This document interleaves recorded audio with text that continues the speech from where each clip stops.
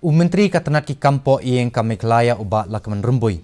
Ulaong baladep ban Bhtah yaki Deputy Commissioner ban Phah yaki Kaiphod Halor ki Jing Pynjulor Jong uslap haki district.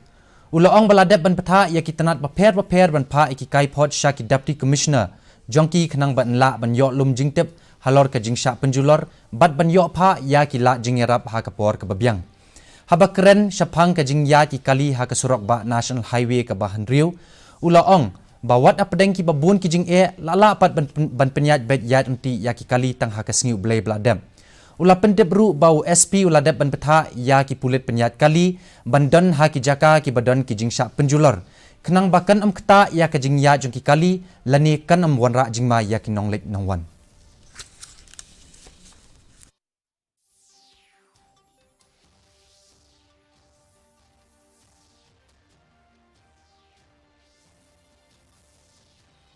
We have sought information from all the deputy commissioners.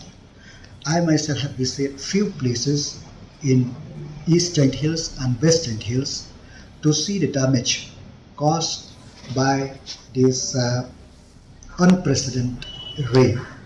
The traffic could be restored last Sunday itself, one way, and as of now, the traffic is flowing, but at some portion it is only a one-way traffic.